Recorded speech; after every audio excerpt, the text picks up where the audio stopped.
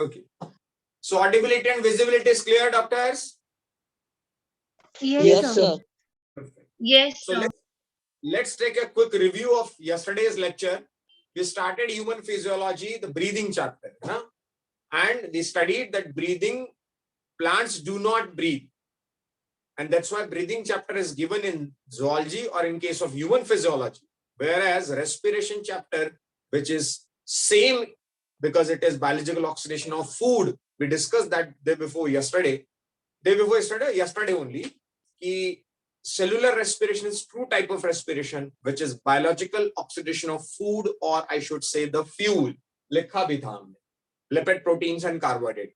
That will remain same in plants and animals. That's why one chapter, that is respiration, given in plants, and breathing is given in humans, because plants do not breathe, as they do not require much energy, because they do not have locomotion. And if they do require much amount of oxygen, then they have the minute pores, billions of minute pores, and these are what? Stomata. Okay, perfect. So as far as this human physiology is concerned, we had discussed only 5 points we need to discuss every time whenever we are dealing with human physiology. And those 5 points are, what is the first point? Evolutionary trend, anatomy and Evolutionary structure. trend. Number 2, anatomy. The number 3, mechanism. The number 4 is regulation. And the number 5 is disease and disorder. Perfect. So as far as evolutionary trend is concerned, we already highlighted, we have noted it in the yesterday's lecture, that how earthworm will perform breathing, how the insects or cockroach will do the tracheal respiration, and how human physiology, how human beings, how aves and birds, how they will perform the breathing. ये सब हमने note कर लिया था. Am I right, doctors? Yes, sir. Yes, sir. Then Kanchan madam, we switch to the another point. This is anatomy and structure. And anatomy and structure, we already discussed this structure. This is the nostrils, then the nasal passage, then it comes to pharynx, which is a common opening for what? For what? Food and air. And it is glottis and epiglottis. Then epiglottis, which is a covering over the glottis, this opens into vocal cord. Via larynx, it comes to trachea, and trachea have cartilaginous rings just to prevent them from collapsing. Because when the air will expel out, by expelled, जब inhale किया जाता है, during inhalation, there will be some air in this tract. But when we expelled it out, then definitely there is a chances of getting it be collapsed. So to prevent their collapse, to prevent them from collapse, there are some cartilaginous rings which are C-shaped structure. And how these are open, anteriorly or posteriorly? Posteriorly. Posteriorly. Posterior. So these are like this. These are open posteriorly. When it comes to the thoracic vertebra number 5th, they bifurcate and they divide into primary bronchus at both the sides, right and left. This primary bronchus open into secondary bronchus, open into tertiary bronchus, open into alveoli ultimately. So I wrote here bronchus, primary, secondary, tertiary, opens into bronchioles and opens into alveoli. Alveoli are those minute pores. Alveoli are exactly those, that site where the gaseous exchange takes place. This is alveoli. There are numbers of alveoli, and this lung, which is right one, is comparatively bigger than the left one. Any reason? Any reason? Heart is located into the Perfect. थोड़ा सा left side में क्या locate करता है बच्चों? Heart में करता है. और उसके अलावा भी इस तरफ पे पार्ट कौन सा होता है आपकी? लेफ्ट में एक पार्ट होता है, दैट इज स्टमक. लेफ्ट में कौन सा पार्ट होता है? स्टमक. तो उसकी वजह से ये पार्ट थोड़ा सा ऊपर की तरफ है, ये पार्ट थोड़ा सा नीचे की तरफ है, slightly only. This bigger one have 3 lobes. This bigger one has 3 lobes. This one is 1 and this one is 2. So 1, 2, 3, 1, 2, 3. These are the 3 lobes. Understood? Whereas it is having only bilobe 1 and 2. So trilobe and bilobe. उसके बाद फिर बीच का structure मैंने आपको बताया था, that is mediastinum. Kanchan madam, आप सुन रही हैं बराबर? Yes, sir. This region is mediastinum and this is cardiac notch because there is a portion of that cardiac part, means heart part. Then there is a diaphragm muscle, but this lungs has double layered structure. This double layer, outer layer is parietal pleura, the inner one is visceral pleura, और दोनों के बीच में एक fluid भरा है. कौन सा fluid? Pleural. इसका इन्फ्लामेशन यदि कुछ हो जाए तो क्या कहलाता है? Pleurisy. और ये किसकी तरह काम करता है? यदि ये फ्लूइड होगा तो क्या करेगा? किसमें प्रिवेंशन करेगा? ये Friction. फ्रिक्शंस को जो है मिनिमाइज करेगा, रिड्यूस करेगा. Kanchan madam, understood the structure? Yes, sir. Perfect.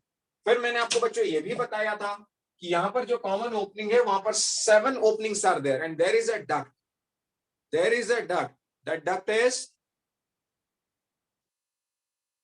Eustachian tube. उसे प्रोनाउंसिएशन यूस्टेशियन भी कहते हैं कई बार. दैट यूस्टेशियन ट्यूब और यूस्टेशियन डक्ट हैव 7 ओपनिंग्स. कौन कौन सी 7 openings? Two eyes, 2 ears, 2 eyes, 2 nose, 4, 2 ears, 6, and 1 is mouth or buccal. Mouth. That 7 openings are there. और इसलिए मैंने कहा था, आपको लॉजिकली भी बताया था कि सडनली आपके बगल में खड़ा होकर कोई आपको बिना बताए पटाखा फोड़ दे, आवाज कर दे जोर से, तो ये सडनली आपका हाथ रिफ्लेक्स में ईयर्स पे चला जाता और माउथ ओपन हो जाता. Just to exert that pressure, otherwise उस प्रेशर से ईयर ड्रम के स्ट्रेन ज्यादा होने की चांसेस बढ़ जाती हैं और बहुत ज्यादा हुआ तो रप्चर होने के भी चांसेस बढ़ जाते हैं. दो वो रीजनरेट भी होता है बट स्टिल उसके रप्चर होने के चांसेस बढ़ जाते हैं. अब क्लियर है सारा सबको? yes sir, Yes, sir. Should I erase this? Yes, sir. yes,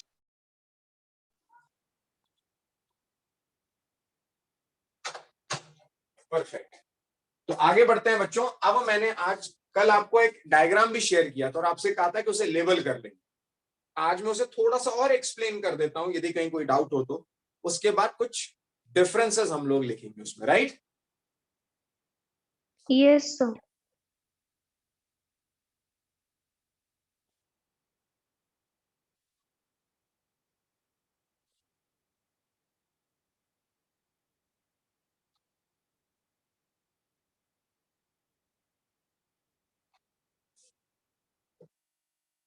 तो मंडे से ऑफलाइन कर दें दोस्तों classes. Yes, sir. yes sir, Monday से we are planning for offline classes. So be ready, be prepared. जो आउटसाइडर्स हैं उनको थोड़ा सा दिक्कत होगा कि सर हम लोग अभी कैसे आ जाएं, फिर दिवाली की छुट्टी आने वाली है. तो बच्चों इनिशियली तो कुछ दिनों तक मदद कर दूंगा मैं आपकी, ऑनलाइन ऑफलाइन दोनों चला दूंगा. But after that you had to go for searching hostels or paying guest or whatever the rooms, flat, जो भी आपको देखना है आप देख सकते हैं. चलिए, I'm going to share a screen.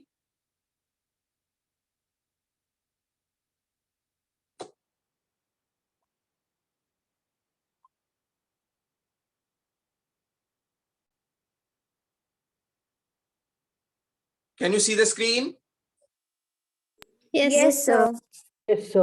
yes, मैं बच्चों बहुत ध्यान से बता रहा हूं, लेबल आपको करवा रहा हूं. जहां पर भी ना समझ में आए बोल दीजिएगा. सबसे ऊपर can you see the epiglottis? Yes, sir. yes sir, Yes, sir. Epiglottis already labelled है, आपको लिखने की जरूरत नहीं. उसके नीचे लैरिंग्स है, वोकल कॉर्ड है, थोड़ा सा एडम्स एप्पल. एडम्स एप्पल जैसा वहां एक स्ट्रक्चर बनता है उसे कहते हैं वो लैरिंग्स वाला वोकल कॉर्ड वाला स्ट्रक्चर. उसके नीचे रिंग्स बनी हुई है जिसे मैंने लिख दिया हाइलीन कार्टिलेजेस. क्या आपने भी लिख लिया है? Yes, sir. yes sir, hyaline cartilage, this is C shaped structure that opens posteriorly. लेकिन क्या हमने यहाँ पर ये लिख लिया है it prevent from being collapsed during expiration. लिखा है क्या? No, sir. Please No, write sir. it. It prevents from being collapsed. It prevents from being collapsed during expiration.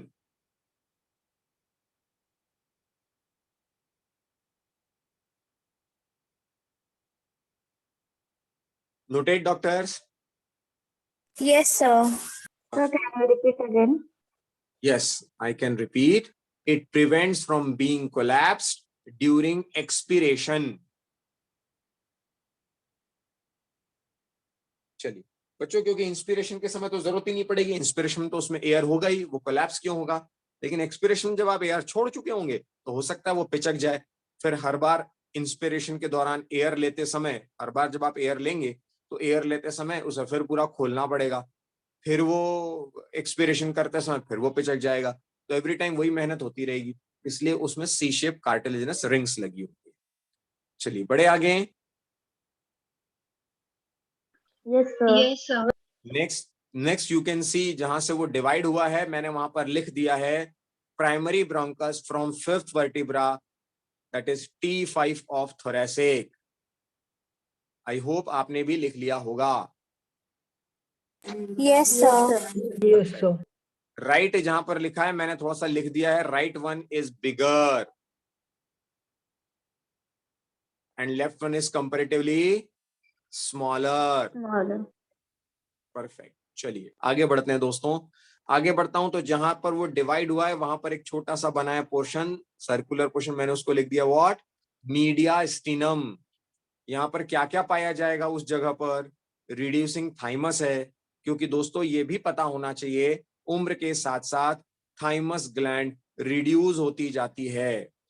इसी साल हमें पढ़ना है एंडोक्राइन ग्लैंड, तो आपको पता होना चाहिए with the increasing age the thymus gland keep on reducing, क्योंकि ये इम्यून सिस्टम के लिए रिस्पॉन्सिबल होती है। तो एज बढ़ने के साथ साथ बचपन से, मतलब इन्फेंट स्टेज से जैसे जैसे हम बड़े होते जाते हैं, इम्यून सिस्टम स्ट्रांग होता जाता है, तो इसकी जरूरत कम महसूस होती है। फिर वहां पर हार्ट भी है। अच्छा, ईसोफेगस भी वहीं से पास होगी, क्योंकि इसी के पीछे कौन सा ट्रैक है? Food pipe. इसी के पीछे कौन सा है? Food pipe, that is oesophagus, और वहां से जाएगी कुछ lymph vessels. Agreed? Yes, sir. Yes, sir. Yes, sir. Then there will be heart, क्योंकि वहां पर लिखा है कार्डियक नॉच, मैंने लिख दिया उसको कार्डियक नॉच, जिस जगह पर हार्ट फिट है उसे लिख दिया कार्डियक नॉच। फिर मैंने लिख दिया डायफ्राम। अब आप ध्यान से देख पा रहे होंगे तो मैंने एक जगह पर लिखा है प्लूरल मेम्ब्रेन। मैंने क्या लिखा है? वो ऑलरेडी उन्होंने लिखा है प्लूरल मेम्ब्रेन, बट मैंने दो एरो लगा दिए, पैराइटल और विसरल प्लूरा, और उसमें लिखा है उन्होंने प्लूरल फ्लूइड, मैंने लिख दिया रिड्यूसेस द फ्रिक्शन। जहां एल्वेलाई लिखा हुआ है वहां मैंने लिख दिया वो एल्वेलाई किस चीज का बना है? तो थिन स्क्वेमस एपिथेलिया। जो सेल है वो कौन सी है? Thin squamous epithelia. थिन तो होना जरूरी है ना डॉक्टर्स, क्योंकि यदि थिक होगी तो फिर वो एक्सचेंज कैसे करेगी? इतनी मोटी सरफेस यदि होगी एल्वेलाई की तो वो ब्लड और एटमॉस्फेयर से एक्सचेंज कैसे करेगी? सो वहां डिफ्यूजन सरफेस को बेटर बनाने के लिए वो थिन स्क्वेमस एपिथेलिया बनाई गई है। Understood? Yes, sir. Yes, sir. If you can see doctor Shinde, तो लंग्स जो आपको दिख रहे होंगे वो ट्राइलोब्ड दिख रहे होंगे राइट वाले में, और बाइलोब भले दिख नहीं रहा है, छोटा सा लिखा है मैंने बाइलोब, बट वो लेफ्ट वाला है। Understood? Yes, sir. Yes, sir. और बच्चों एक बहुत मजे की बात बताऊं याद रखने के लिए, मैंने कहा ना कभी कभी कुछ चीजें मूर्खों की तरह भी मैं याद रख लेता हूं ताकि मेरा क्वेश्चन गलत नहीं होगा। बाइलोब्ड, बाई मतलब बायां। Do you know the meaning of बायां? Yes, sir. It is left, और इट इज लेफ्ट।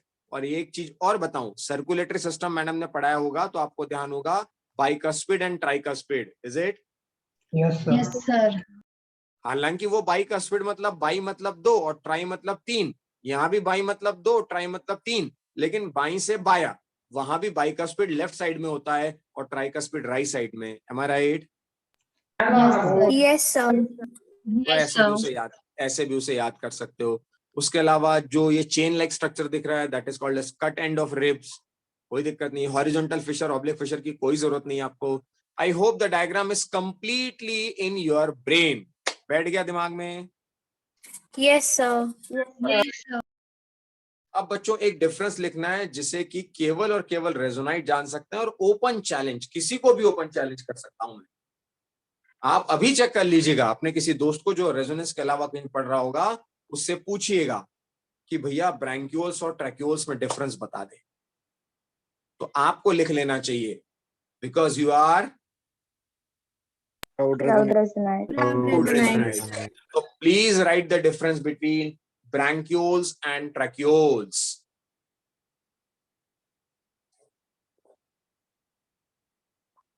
नंबर 1 मैं बोल रहा हूं आपको, number 1, bronchioles are air sac. Bronchioles are air sac.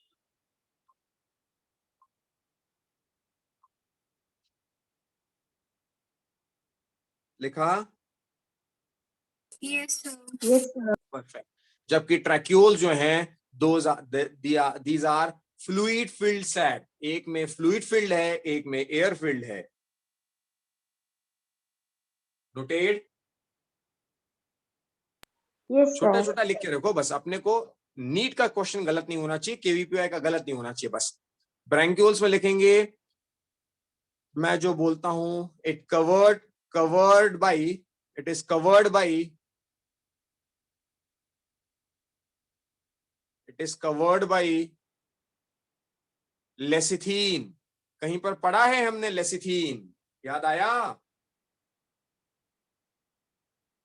अरे याद आया किसी को? यही तो बच्चों तकलीफ है। बायोमोलिक्यूल में, लिपिड के केस में, मेम्ब्रेन का फॉस्फोलिपिड याद आया किसी को? Yes, sir. Yes, this sir. Is lecithin boss, ठीक है। It is covered by lecithin that reduces the surface tension, that reduces the surface tension, that reduces the surface tension. Therefore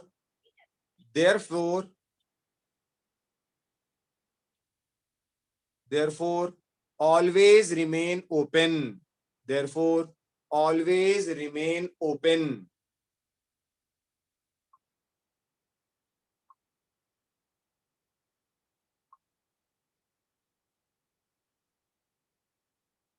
Noted? Yes, sir.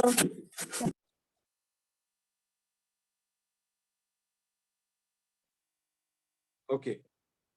और tracheoles में लिखेंगे, always remain closed.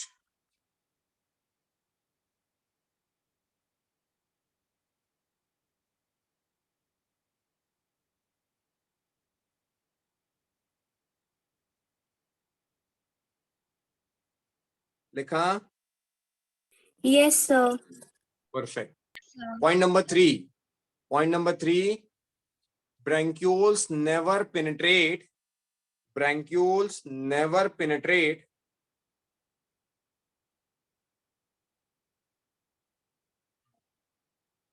the body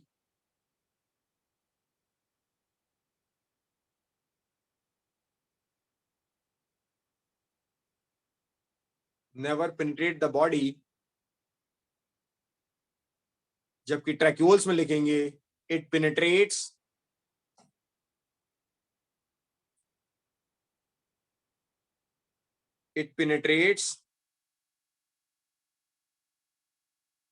body cells,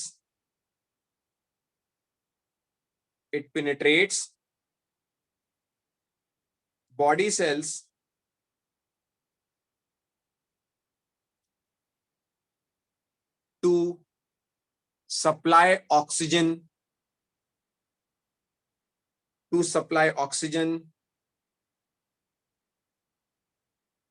to all body parts.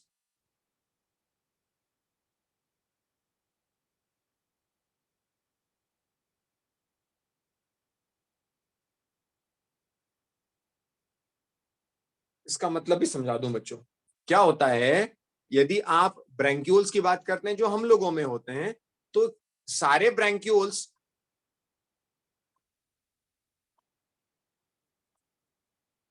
Alveoli को अभी मैंने मिटा दिया structure, alveoli थोड़ी ना सारे बॉडी पार्ट्स तक जा रहे हैं, एल्वेलाई थोड़े ना सारे टिश्यूज तक जा रहे हैं, लेकिन ट्रैक्यूल जो होता है, जो इंसेक्ट में पाया जाता है, वो ट्रैकिया हर टिश्यू और हर ऑर्गन तक ट्रैकिया जाता है।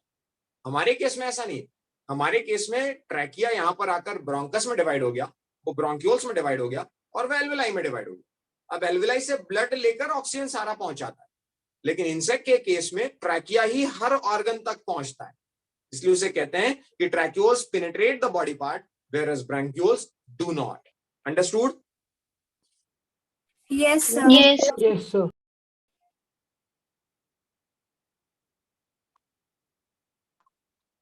और लास्ट कुछ नहीं लिखना है आपको, simple, bronchioles are present in humans और tracheoles are present in insects.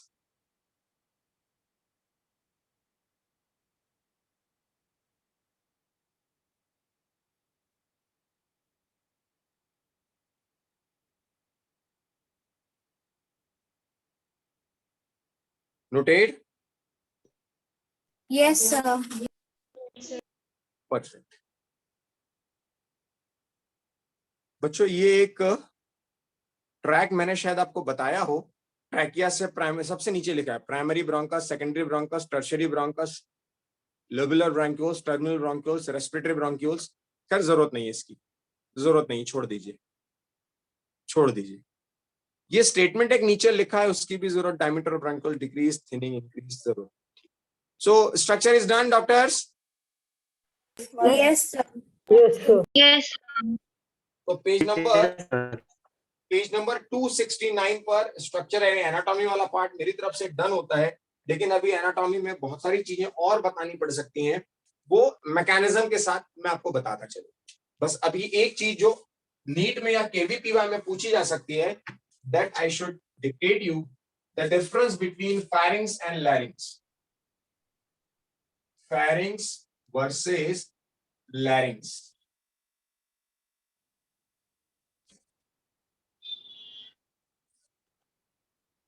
Pharynx में होता है stratified squamous epithelia, stratified squamous epithelia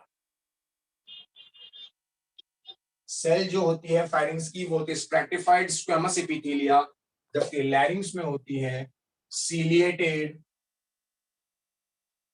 कॉलुमिनर epithelia, ciliated columnar epithelia. Point number 2. Please be on mute. Please be on mute, Siddhi. Siddhi, be on mute. Siddhi Varshikar. No cartilages. Pharynx में कोई cartilage नहीं होता, इसमें hyoid bone and some cartilage. Cartilages present, plus करके anti लिखा है, मतलब that is present. This is common passage for food and air. common passage for food and air, and this is sound producing organ.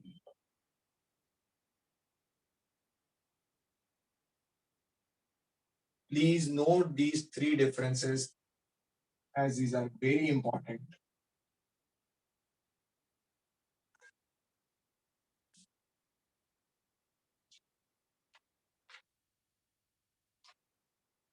Noted, doctors? Yes, sir.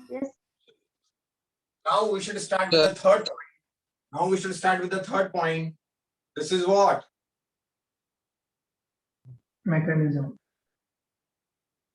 Mechanism and physiology.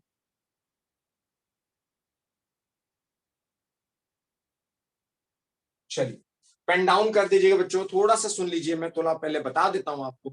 Steps की मैं बात करता हूं, जब breathing और breathe out की बात करते हैं तो मैकेनिज्म में क्या पार्ट आएगा, फिजियोलॉजी में क्या पार्ट आएगा। सबसे पहले मैंने आपसे कहा कि ब्रीदिंग की शुरुआत कहां से होगी, when you will breathe in, is it will move to the lungs, और लंग से डिफ्यूज होगा ब्लड में, ब्लड से पहुंचेगा टिश्यू तक, टिश्यू से जाएगा मतलब टिश्यू में पहुंचा, टिश्यू से CO2 डिलीवर की जाएगी ब्लड में, CO2 लेके ब्लड आएगा और फिर लंग्स में CO2 बाहर निकाल दी जाएगी। अंडरस्टूड? स्टेप्स। स्टेप नंबर 1 क्या लगता है, लिख दूं मैं आपको? Inhalation of oxygen from environment, चलेगा? Yes, sir. चलेगा? अरे हाँ या ना तो बोलो। Yes, sir. Yes, sir. Yes, sir. तो मैं इसे लिख देता हूं external environment to lungs. Number 2 लिखता हूं मैं लंग्स टू ब्लड। यस और नो? Yes, sir. Yes, इसका मैं sir. लिखता हूं transport of oxygen to tissues. Number 4 blood to tissue exchange. देखना कहीं भी कंटिन्यूटी टूटे तो मुझे बताइएगा। वापस टिश्यू टू ब्लड, लेकिन अब की बार किसका एक्सचेंज? CO2. CO2। यहां किसका हुआ? O2। पॉइंट नंबर 6, जैसे यहां ट्रांसपोर्टेशन हुआ था, यहां किसका ट्रांसपोर्टेशन होगा? CO2 कहां तक आएगी? लंग्स। CO2. और सातवें में क्या जाएगा? जैसे लंग्स टू ब्लड था, ब्लड टू क्या जाएगा? Blood to lungs. Lungs. और आठवें में क्या होगा? जैसे ये एक्सटर्नल एनवायरनमेंट टू लंग्स था, बाहर क्या हो जाएगा लास्ट में? एक्सेलेशन। नीचे का दिख नहीं रहा है आपको ना? No sir. Yes. थोड़ा सा मैं पीछे करना पड़ेगा मुझे, शायद तब दिख जाए।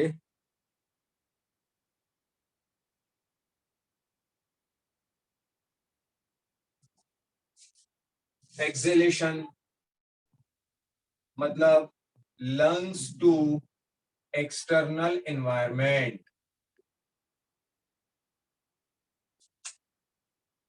प्लीज नोट, ये नोट कर लीजिए, फिर समझाता हूं और सारा।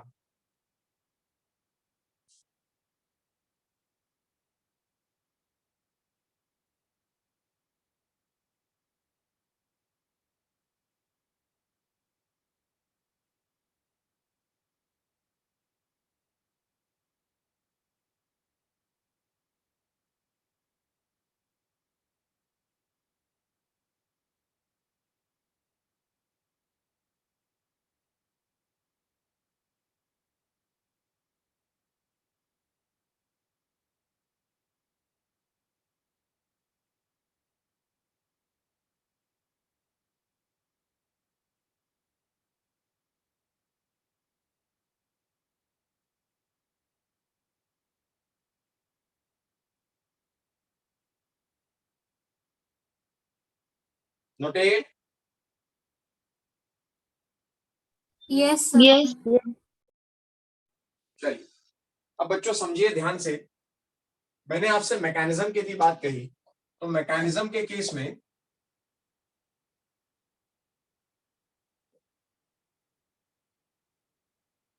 this is alveoli structure. So what will comes into the alveoli? O2. Oxygen. Oxygen. Perfect. And what will move? What will move from the alveoli? CO2. Carbon dioxide. CO2. So this is to environment. Yes or no? Yes, sir. Yes, sir. Yes, sir. From environment. Yes or no? Yes, Yes, sir. Yes, sir. And यहाँ पर definitely मैं red colour से यदि बनाना चाहूं तो मैं यहां बना देता हूं blood capillaries. a dense network of blood capillaries surround this alveoli structure so that oxygen will diffuse here. Yes or no? Yes, sir. Yes, sir. Oxygen will diffuse here and CO2 will diffuse out here. Yes, sir. or no? Yes, Perfect. sir. अब बात को समझो, यही मैंने लिखा था कि external environment to lungs, पहली step, agreed? Yes, Yes, sir. sir. Yes, sir. मैंने लिखा बच्चों लंग्स टू ब्लड, बिकॉज ये तो ब्लड कैपिलरीज हैं.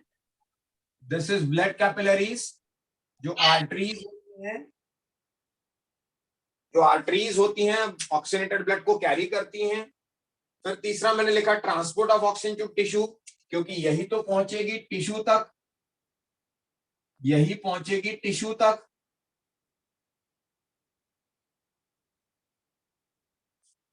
जब टिश्यू और सेल या टिश्यू जो भी है, जहां तक वो ऑक्सीजन पहुंच गई, ये बर्नर का काम करेगी. तो मैंने लिखा transport of oxygen to tissue. यहां पर ट्रांसपोर्टेशन होगा किसका? O2 का ट्रांसपोर्टेशन. यस और no? Yes, sir. Yes, sir. The fourth one is blood to tissue exchange. यहाँ का इस ब्लड वेसल्स का इसके साथ एक्सचेंज होगा. ये O2 यहां दी जाएगी, इसके बदले में इससे ले ली जाएगी CO2. यस और no? Yes, sir. Yes, sir. Tissue to blood exchange of CO2.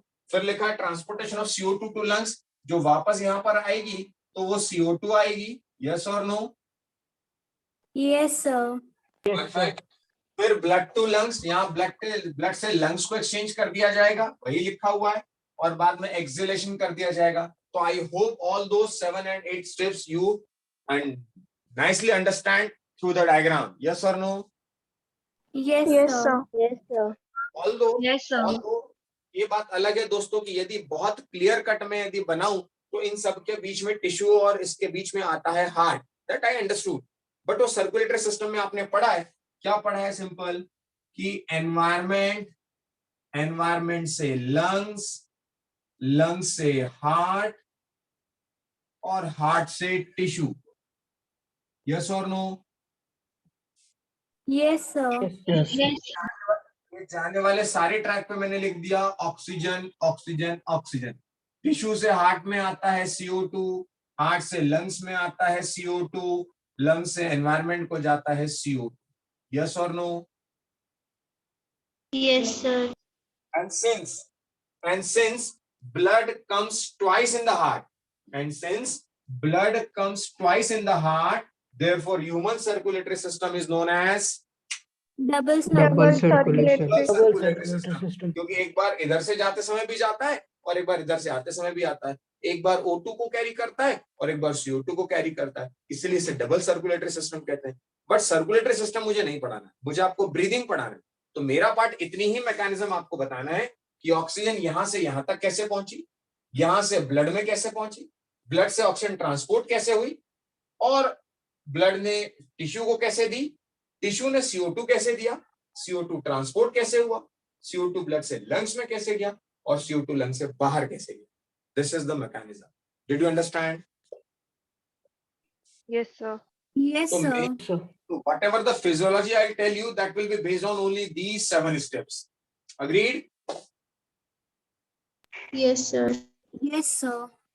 अब इसकी फिजियोलॉजी को समझने की कोशिश करें. फिजियोलॉजी के केस में क्या होता है बच्चों?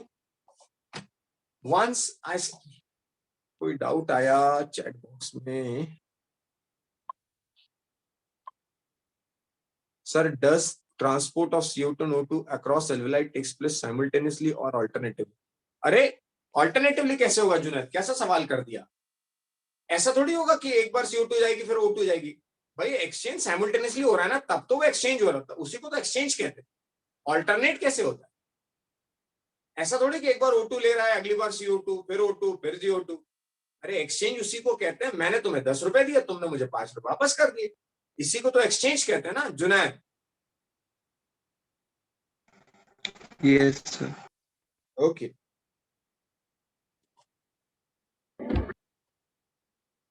Perfect. So this physiology, as far as physiology is concerned, just try to understand मैं आपको क्या बताने जा रहा हूँ. I am starting with the diaphragm. बहुत ध्यान से समझिएगा, क्योंकि यहाँ पर मैं कुछ मसल्स के नाम बताने वाला हूँ, इंटरकॉस्टल मसल्स. तो सबसे पहले ध्यान से समझिए, जो डायफ्राम होता है, सी शेप, जो डोम शेप स्ट्रक्चर मैंने बताया था diaphragm, do you remember? Yes, sir. Yes, sir. Yes, sir. Yes, sir. यदि मैं रीप केज की बात करूं जिसके अंदर लंग्स सेफ है, तो उस रीप केज के स्ट्रक्चर को 12 पेयर्स ऑफ रीप्स होती हैं बच्चों. तो 1 2 3 4 5 6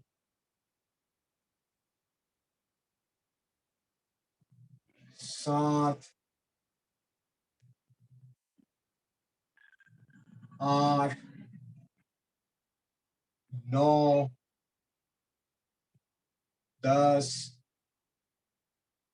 11 और 12, 12 पेयर्स ऑफ रीप. अब यदि आप बहुत ध्यान से देखें, शायद मैं थोड़ा बड़ा बनाता तो और आपको बेटर समझ में आता. I am trying to zoom भी नहीं हो रहा है, चलिए कोई बात नहीं.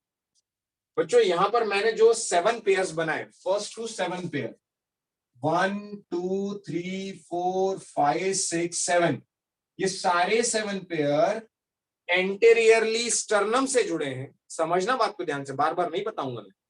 फर्स्ट 7 पेयर्स जो निकले हैं रीप केज के, वो पहले यहां से अटैच है स्टर्नम से और पीछे वर्टिब्रल कॉलम से अटैच. इसलिए फर्स्ट 7 पेयर्स कहलाते हैं pairs of true ribs.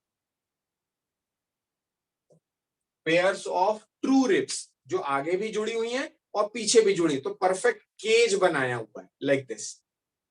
But उसके बाद यदि आप मुझसे पूछें तो 8 9 एंड 10 ये 7 से मैंने जोड़ दिए. ध्यान से देखेंगे आप, तो मैंने यहां पर इनको तीनों को जोड़ दिया है. 7 8 9 को, सॉरी 8 9 10 को मैंने 7 से अटैच कर दिया. 8 भी 7 से जुड़ गई, 9 भी 7 से जुड़ गई और 10 भी 7 से जुड़ गई. सिंस ये एंटेरियरली स्टर्नम से नहीं जुड़ी हैं, पीछे जरूर ये वर्टिब्रल कॉलम से जुड़ी है दोस्तों, सिर्फ इसीलिए इसे कहा गया पेयर्स ऑफ फॉल्स रीप्स. और जो 11 और 12 नंबर की है दोस्तों, ये कहलाती हैं फ्लोटिंग रिब्स. और देखिए ना कितना जरूरी है, ये नहीं होती तो गड़बड़ हो जाती. जस्ट इमेजिन कि ये यदि मैं इस पार्ट को ओपन ना रखूं, इस पार्ट को ओपन ना रखूं तो गड़बड़ हो जाएगी. अटैच रहेगा तो हर बार एक्सेलेशन इनहेलेशन, एक्सेलेशन इनहेलेशन. ये फ्री है, इसकी वजह से तो एक्सपांड हो रहा है साइज, अदरवाइज हर ये टूट जाता. इनहेलेशन किया तो ब्रेक हो जाता. लेकिन सिंस 2 पेयर्स जो हैं हमारे ये हैंगिंग है, यही आपको अटैच न होने की वजह से एक्सपांड होने का मौका देते हैं. Did you understand? Yes, sir. Perfect. Yes, sir. First 7 pairs are true ribs because वो सामने से भी जुड़ी हैं, पीछे से भी जुड़ी हैं, तो वो true ribs. 8 9 10 3 pairs सामने से नहीं जुड़े, पीछे से जुड़े हैं, तो false ribs. और 2 जो हैं पीछे से तो जुड़ी हैं लेकिन सामने से हैंगिंग है, इसलिए उसे कहा गया floating ribs. Did you understand? Yes, sir. Yes, sir. आप समझिए, जैसे विकेट कीपर के दस्ताने होते हैं, बैट्समैन के नहीं, विकेट कीपर के जैसे ग्लोव्स होते हैं, विकेट कीपर के उस ग्लोव्स में आपने देखा होगा 2 फिंगर्स के बीच में भी फ्लैप लगा होता है. Do you know? Yes, sir. Perfect. Yes, sir. वो जो फ्लैप लगा है जहां से बॉल निकल के नहीं जाती, उस फ्लैप को मैंने कहा एक मसल, और उसका नाम है इंटरकॉस्टल मसल. तो अंदर भी एक लगी हुई है और बाहर भी एक लगी हुई है.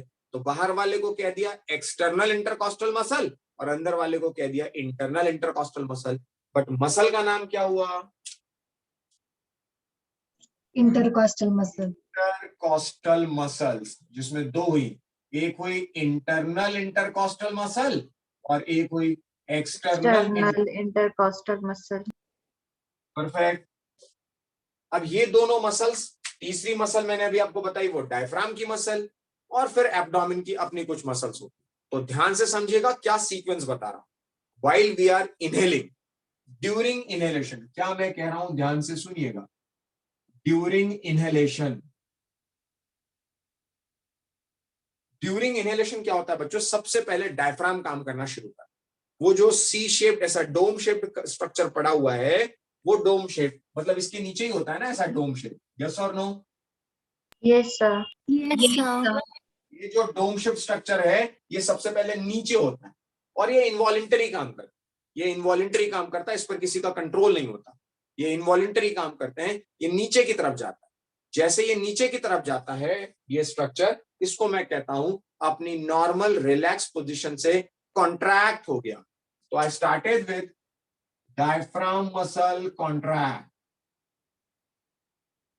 डायफ्राम कॉन्ट्रैक्ट, और जैसे ही डायफ्राम कॉन्ट्रैक्ट होता है सेम टाइम पर चूंकि हम इनहेलेशन कर रहे हैं, so this is external intercostal muscle relax, external intercostal muscle relax, just minute, relax नहीं कॉन्ट्रैक्ट।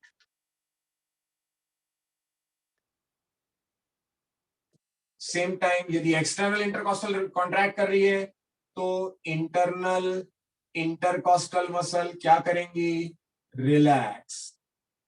सेम टाइम समझेगा ध्यान से, external intercostal contract, internal intercostal relax, और इसकी वजह से एब्डोमिनल एब्डोमिनल रिलैक्स, और इसकी वजह से जब एब्डोमिनल रिलैक्स हो जाएगा तो थोरेसिक कैविटी का वॉल्यूम बढ़ जाएगा। Thoracic cavity volume increases, thoracic cavity volume increases, volume more, air less, volume more, air less, therefore air rush in, O2 rush in। देखिए क्या समझा रहा हूं आपको, एक बार फिर से बोल दूं,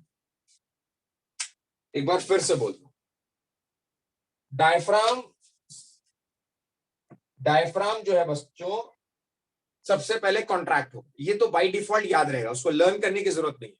डायफ्राम जो है ये इसकी नॉर्मल और रिलैक्स पोजीशन, जब ये नीचे की तरफ आएगा तो उसको मैं कहूंगा कॉन्ट्रैक्ट। इसके कॉन्ट्रैक्ट होने की वजह से आपको याद रखना है एक्सटर्नल इंटरकॉस्टल मसल कॉन्ट्रैक्ट, उसकी opposite internal intercostal muscle relax, उसके जैसा एब्डोमिनल रिलैक्स, थोरेसिक कैविटी का वॉल्यूम, जैसे ही नीचे आएगा तो थोरेसिक कैविटी का वॉल्यूम बढ़ जाएगा। Did you understand? अरे am I audible properly? Yes, sir. Yes, sir. Try to understand, मैं बता रहा हूं बच्चों। मैंने आपसे कहा यहां का जो डायफ्राम है वो नीचे गया तो थोरेसिक कैविटी का वॉल्यूम बढ़ जाएगा कि नहीं बढ़ेगा? बढ़ेगा। बढ़ेगा, sir. वही बताने के लिए मैंने सारी चीजें आपको बताई, और याद रखना कोई बहुत तकलीफ नहीं है। मैंने कहा था ना कई बार कुछ चीजें बिल्कुल कैजुअली भी याद की जा सकती, जैसे मैंने ये याद रख लिया इनहेलेशन, इन, जब इनहेलेशन हो इन हो तो इंटरनल इंटरकॉस्टल रिलैक्स, जब इनहेलेशन हो इन हो तो इंटरनल इंटरकॉस्टल रिलैक्स, बस ये मैंने याद कर लिया। अब मुझे पता है कि डायफ्राम तो कॉन्ट्रैक्ट करेगा ही, और एक्सटर्नल इंटरकॉस्टल है, चूंकि मैं इनहेलेशन की बात कर रहा हूं, वो रिलैक्स होती है, तो एक्सटर्नल इंटरकॉस्टल क्या हो जाएगी? Contract. Contract. Contract. Internal intercostal क्या हो जाएगी? Relax. Relax. एब्डोमिनल मसल को क्या होना पड़ेगा? रिलैक्स। Relax. Relax. और इसकी जैसे ही वो रिलैक्स होगा तो थोरेसिक कैविटी का वॉल्यूम बढ़ जाएगा। जैसे ही वॉल्यूम बढ़ जाएगा, वॉल्यूम हो गया ज्यादा, एयर हो गई कम, तो सडनली बाहर से एयर अंदर आ जाएगी, इसी को कहते हैं इनहेलेशन। मतलब एक जनरल मिसकंसेप्शन है लोगों का कि जब हम सांस लेते हैं तो सीना चौड़ा होता है। गलत, सीना चौड़ा होता है तो सांस अंदर जाता है। आया क्या समझ में कुछ? Yes, sir. Yes, ठीक? sir. थोरेसिक कैविटी का वॉल्यूम बढ़ेगा तब वहां पर जगह हो जाएगी ज्यादा और एयर हो जाएगी कम, तो जहां से भी एयर तेजी से अंदर भरने के लिए एयर आ जाएगी, that is called as inhalation. So repeating my statement, diaphragm will contract, internal intercostal will relax, क्योंकि इनहेलेशन है, इनहेलेशन में इंटरनल विल रिलैक्स, और इसलिए उसके अपोजिट जो एक्सटर्नल, तो कॉन्ट्रैक्ट रिलैक्स कॉन्ट्रैक्ट फिर रिलैक्स, सीक्वेंस ऐसे याद कर लो, कॉन्ट्रैक्ट रिलैक्स, समझे? Yes, sir. और Yes, एब्डोमिनल रिलैक्स तो थोरेसिक कैविटी का वॉल्यूम इंक्रीज, वॉल्यूम हो गया ज्यादा, एयर हो गई कम, तो suddenly air rush in. Did you understand? Yes, sir. Yes, sir. Yes, sir. Yes. तो क्या कोई भी, कांचन मैडम, करण भाई, Karan Nipung, are you there? Krishna, Aamir, Aditya, Yes, sir. Anuradha, Ayaan, Yes, sir. Anuradha, are you there? Yes, sir. Yes, sir. Anish, क्या आप में से कोई भी मुझे एक्सेलेशन की प्रोसेस बता सकता है? Diaphragm relax. Diaphragm relax, abdominal, External intercostal muscle relax. internal contract, just sequence में चलते हैं. Diaphragm, Relax. Relax. Internal intercostal, Contract. Contract. External intercostal, relax, Relax. Relax. Abdominal, Contract. Contract. thoracic cavity volume, Decreases. Decrease. volume will be Decrease. less, air will be More. squeeze, positive pressure or air rush out. Understood? Yes, sir. Yes, sir. तो मैं ये समझता हूं दोस्तों कि आप mechanism में inhalation का अपोजिट आप एक्सेलेशन में लिख सकते हो.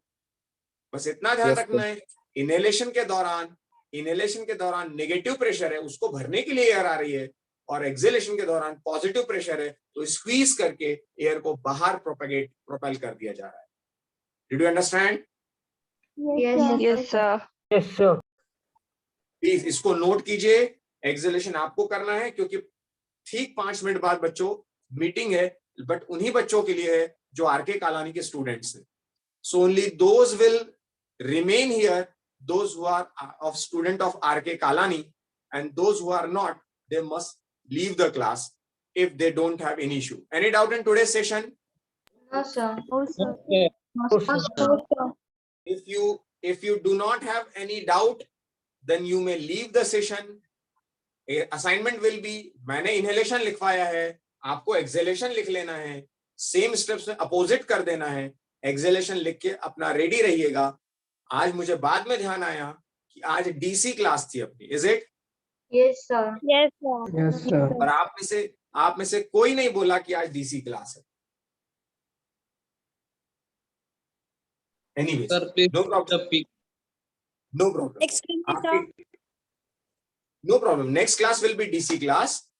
अभी आज के सेशन में कोई doubt? No, sir. No, Excuse me, no, sir.